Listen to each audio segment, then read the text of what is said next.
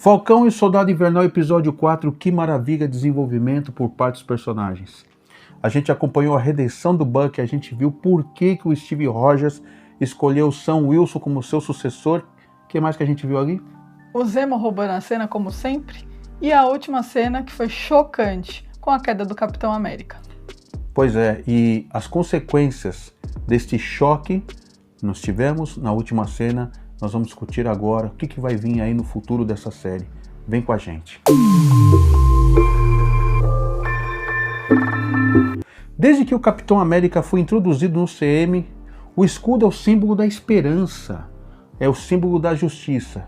Agora você vê o Capitão América atual espancando até a morte um terrorista com este símbolo de justiça. Abre precedente para um monte de coisa. A Marvel acaba de romper aquela linha tênue, né? A Marvel agora ela resolveu entrar numa nova etapa, onde o sangue está presente nas suas histórias. É verdade. E o pior de tudo é que o coitado que faleceu ainda era fã do Capitão América quando criança. Ele nunca ia imaginar que ele seria eliminado justamente pelo Capitão América. Pois é, mas antes da gente continuar esse review, não esqueça de deixar o seu like, que é muito importante para o crescimento do canal. Bora lá! No começo do episódio nós tivemos um flashback com o Soldado Invernal 6 anos atrás em Wakanda. Nesse episódio nós vimos como a programação dele, agora, ele consegue dominar. As palavras-chave não o deixam mais violento, agora ele consegue se controlar. O que foi fundamental para esse processo foi exatamente a participação da Ayo, que até então a gente não entendia muito bem a relação dela com o Soldado Invernal, hoje Lobo Branco. E a partir daquele encontro que eles têm na Letônia, a Ayo deixa bem claro que o Lobo Branco tem uma dívida de gratidão com Wakanda.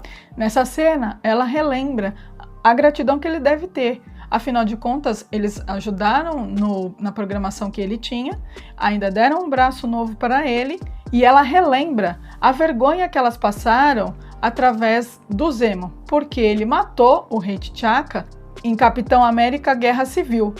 Então, elas eram responsáveis pela segurança do rei e ali elas falharam. Pois é, daí a importância de ele retribuir o favor. Só que ele pediu mais um tempo e a Ayo falou para ele, então você tem apenas 8 horas.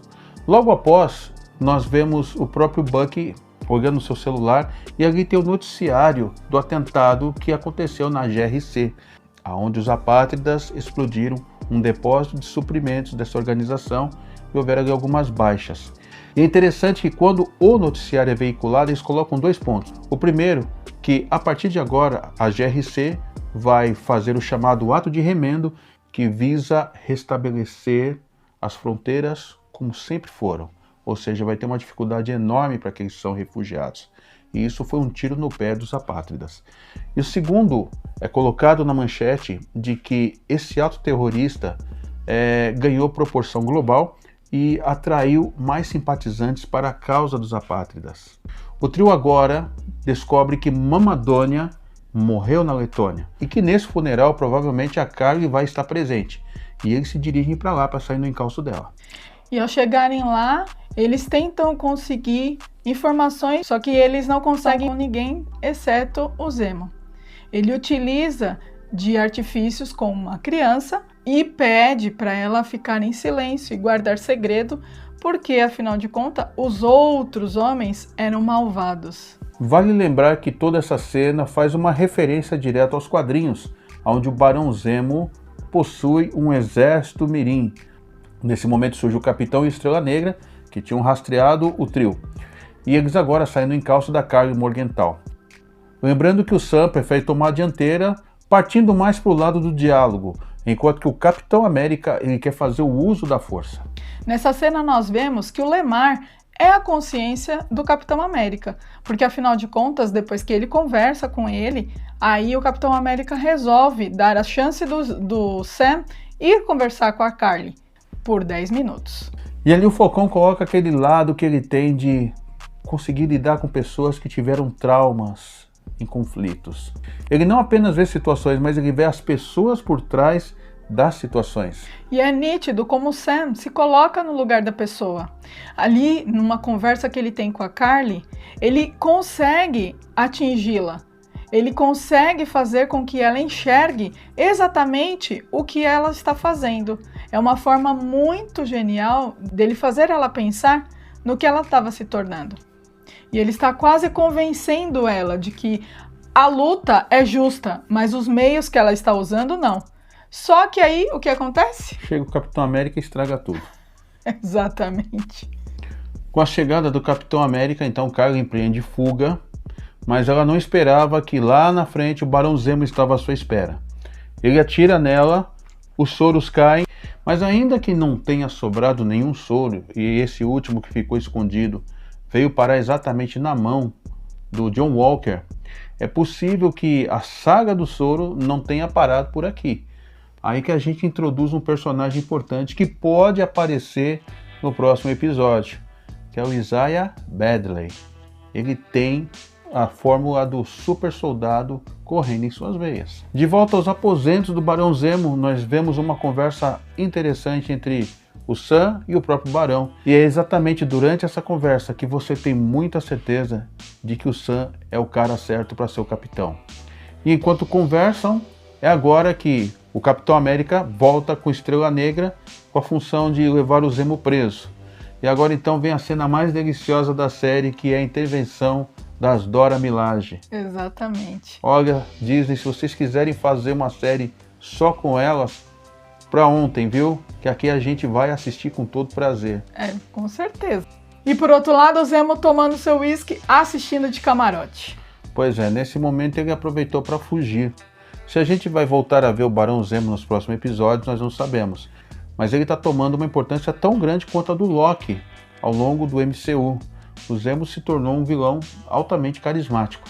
E na próxima cena nós vemos o Sam Wilson entrando em contato com a Sharon Carter, pedindo para ela que monitore os passos da Karli Morgenthau. E nesse momento eles têm uma conversa muito interessante por telefone, onde a Sharon relata que é tudo ou nada, até porque o Mercador do Poder já tomou ciência da morte do cientista que era responsável pelo soro. Agora, um aspecto importante, a Disney não dá ponto sem nó. Todos nós achando que talvez o Mercador do Poder seja a Sharon. Mas olhe nessa cena aqui. Enquanto a Sharon vai falando ao telefone, você vê homens fortemente armados como se fosse num beco, como se fosse num bairro onde carro não tem acesso. Das duas, uma. Ou a Sharon de fato exerce a função do Mercador do Poder, ou ela tem envolvimento direto com ele. E eu vou apostar que o Mercador do Poder ele já foi mostrado muito rápido pra gente, é que a gente não percebeu ainda. Mas você lembra daquela motorista que veio buscar a Sharon no final do episódio passado? Sim. Apareceu uma única vez. E é interessante que ela falou, nós temos dois problemas, falando para aquela que deveria ser a motorista. Só que aí não fala quais são esses problemas, a gente tenta imaginar a cena. E depois, estou conversando com o Falcão e estou dizendo, olha, o Mercador ficou furioso. Será que isso tem alguma relação direta com aquela personagem que foi apresentada? Mesmo porque eles finalizaram com a cena dela aparecendo e o título era do Mercador. Será que essa cena do episódio anterior tem algo a revelar? E isso nós só saberemos nesses dois últimos episódios. Exato. Mesmo porque o título do outro episódio foi sobre o Mercador e a última cena foi justamente mostrando essa motorista. Então, provavelmente, pode ser que a nossa teoria esteja certa. Vamos anotar. E é aquele momento em que a Karli Morgenthau liga para a irmã do Sam para poder combinar o ponto de encontro. Lembrando que o Sam citou a irmã dele numa conversa anterior que eles tiveram. E a partir desta ligação, Sam e o Soldado Invernal resolvem ir até o ponto de encontro. E nós temos aquela cena onde o Capitão América é reintroduzido no cenário, mas desta vez com uma força fora do comum. Aquele frasco que ele pegou no momento em que a Karli foi baleada, o único frasco que não foi destruído pelo Barão Zemo, ele fez uso. Nesse momento eles começam a lutar. A Karli, para se defender do Estrela Negra, dá um soco e ele bate numa pilastra. Acidentalmente ou não, Estrela Negra acaba morrendo e esse agora é o divisor de águas na vida do Capitão John Walker. Porque se ele tinha alguém que funcionava como uma voz da consciência que mantinha ele no eixo, essa voz não tem mais. E ele sai no encalço dos apátridas, pulando a janela. O que está mais à frente é o Nico. E o Nico não escapa da ira do Capitão América.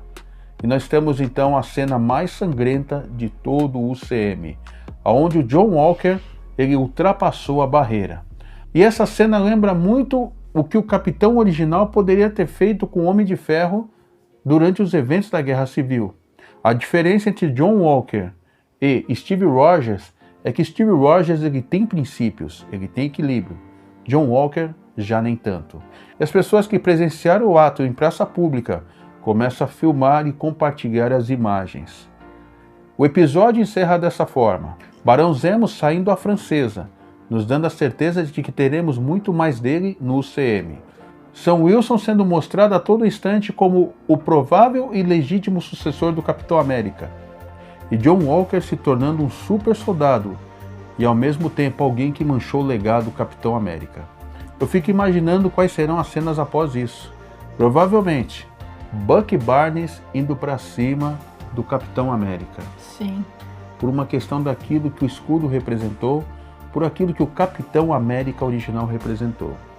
Provavelmente nós vamos ver essa cena chegando para o próprio Steve Rogers, ou quem sabe ainda para Isaiah Bradley, que não teve o seu papel definido nesta série.